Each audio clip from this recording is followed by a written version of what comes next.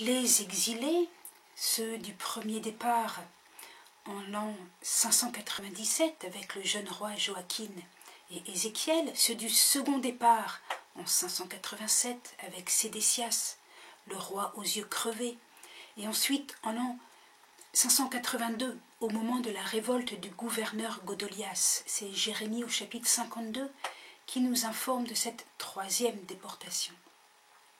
Les exilés sont maintenant installés à Babylone ou près du fleuve et ils observent la civilisation chaldéenne qui les entoure. Tout le monde parle araméen, les gens instruits parlent akkadien ou même ils connaissent une langue morte, le sumérien. La civilisation chaldéenne est une civilisation de l'écrit. On a d'ailleurs beaucoup de tablettes de terre cuite avec des écrits en akkadien.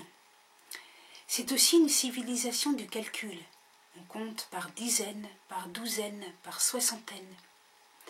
Et on fait des calculs savants sur les astres qui sont considérés comme des divinités. Et ces calculs savants ont pour but les horoscopes, la prédiction de l'avenir. On essaye de voir des paroles que les dieux nous diraient. C'est aussi une civilisation de l'argent, le prêt à usure. Et enfin, c'est une civilisation avec des ziggourats, ces hautes tours, on dit la tour de Babel, où l'homme pense pouvoir atteindre le divin. Dans la procession liturgique, lors des nombreuses fêtes, il y a en tête Marduk, le roi des dieux. Il est debout sur un dragon et coiffé d'un disque solaire. Vient ensuite Nabu ou Nebo, qui est, lui, le secrétaire des dieux, et donc le dieu des scribes. Il tient en main les tablettes de la destinée.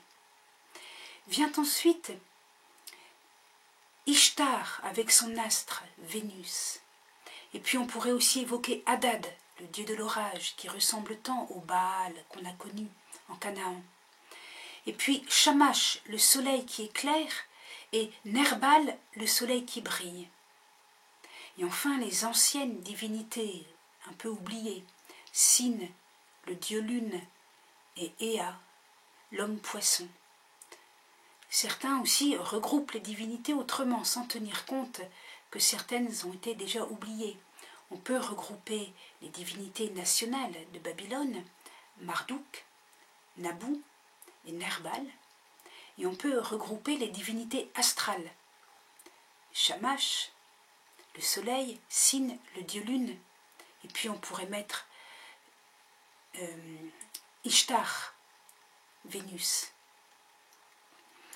En tout cas, les exilés, guidés par les prêtres, observent tout cela et prennent des distances. On reprend l'histoire babylonienne du déluge, mais pour les Babyloniens, ce déluge est le résultat d'un caprice des dieux, tandis que dans la Bible, l'histoire du déluge est une histoire d'alliance. Genèse chapitre 9. Quant au récit de la création, nous avons déjà vu le récit de Genèse 2 et 3, on va en faire un nouveau qui va devenir progressivement Genèse 1. Et dans ce récit, on prend des distances par rapport aux Babyloniens. Les Babyloniens comptent des décades, les Hébreux, une semaine de 7 jours. Les Babyloniens vénèrent les astres, le soleil, la lune, certaines étoiles. Les Hébreux affirment que les astres sont des créatures du Dieu de l'Alliance.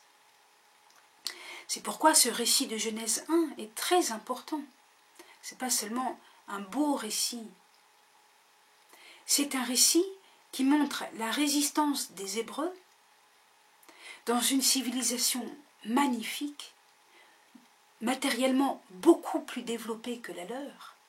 Imaginez, Babylone est une très grande ville, avec une muraille de 3 km de long. Et les Hébreux ne se laissent pas impressionner par le culte de Marduk. le culte des divinités. Ils gardent leur originalité. C'est le Dieu de l'Alliance, notre Dieu, qui a créé les étoiles que vous vénérez. Et nous continuons de rejeter la magie et les horoscopes. Importance de ce récit de la Genèse. Alors, il y a aussi, dans les récits de Babylone, des récits de création où l'humanité est le résultat d'une bagarre. Elle est le résultat du meurtre d'un Dieu. Et avec son sang, on fait l'humanité. Eh bien non, le récit de création va nous dire que l'homme est le fruit de l'acte créateur du Dieu de l'Alliance, qui crée homme et femme à son image et à sa ressemblance. C'est très différent. Et puis on faisait des processions à Babylone. Eh bien, le récit de Genèse 1 ressemble à une vaste procession. Et c'est l'homme qui mène la procession.